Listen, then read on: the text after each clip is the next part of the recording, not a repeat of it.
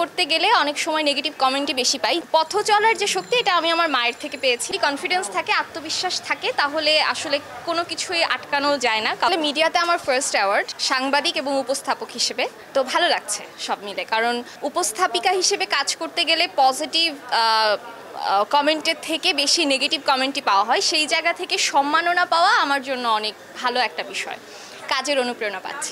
এই যে বললাম যে কাজ করতে গেলে অনেক সময় নেগেটিভ কমেন্টই বেশি পাই, যে আমি যেমন একটু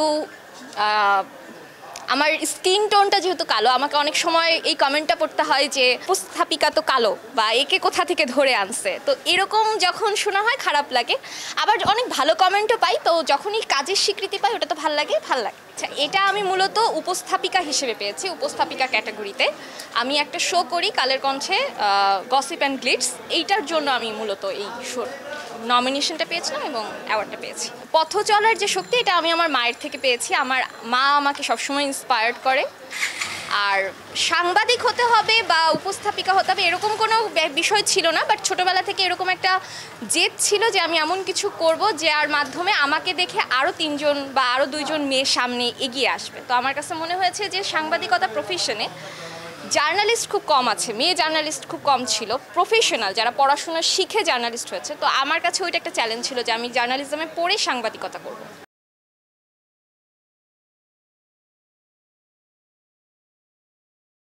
আমাকে যদি কেউ পরিচয় দেওয়ায় মানে পরিচয় করিয়ে দেয়, ফার্স্ট অফ অল আমি জার্নালিস্ট হিসেবে পরিচিত হতে পছন্দ করি। কারণ লেখালেখি বা স্ক্রিনে কোনো একটা ঘটনা ঘটেছে সেটাকে বর্ণনা করা ওইটা আমার প্যাশনের জায়গা। আর উপস্থাপনা আমার শখ থেকে করা। অনেকে বলতো যে তুমি খুব সুন্দর করে কথা বলো, তো আমার মনে হয় যে তুমি অন স্ক্রিনে ভালো করবা, তো ওইখান থেকে উপস্থাপনা করা।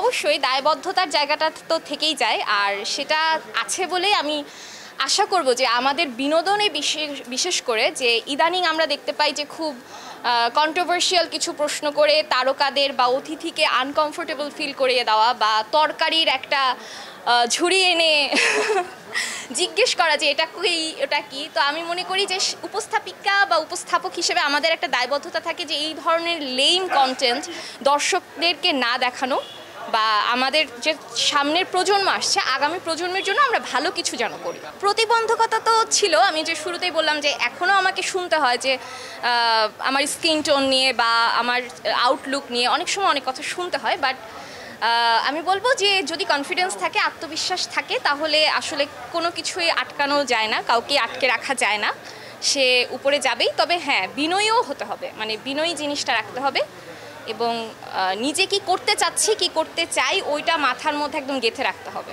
না, থ্যাংক ইউ, আপনার চোখে সুন্দর লাগছে। বাট আমি অফার পেয়েছি নাটকের, মোশাররফ করিম ভাই আমাকে বলেছিলেন ওনার একটা নাটকে একটা ক্যারেক্টারের জন্য। বাট আমি আসলে এখনই অভিনয়ের জন্য প্রিপেয়ার্ড ফিল করছি না। যদি প্রিপেয়ার্ড ফিল করি বা কখনো ইন্টারেস্টেড ফিল করি অবশ্যই অভিনয় করব। ওই যে আমি বললাম যে আমি মূলত সাংবাদিকতা করছি বা উপস্থাপনা করছি, এটা আমার মেইন ফোকাস ছিল যে আমি এমন কিছু করব যার মাধ্যমে আমাকে দেখে আরও 2টো মেয়ে এগিয়ে আসবে। তো ওই জায়গা থেকে আমি বলবো যে অবশ্যই নারীদের বা মেয়ে যারা আছেন তাদের এই প্রফেশনে আসা দরকার। নিজেদের চ্যালেঞ্জ, আমরা তো নারীরা প্রতিদিনই নিত্য নতুন চ্যালেঞ্জের মানে মুখোমুখি হই এবং ওই চ্যালেঞ্জ ওভারকাম করে সামনে এগিয়ে যাই। আমার মনে হয় যে এই প্রফেশনে আরও বেশি নিজেকে ফোকাস করা বা সামনে এগিয়ে যাওয়ার একটা পথ আছে। তো আমি মনে করি যে সবার এগিয়ে আসা উচিত।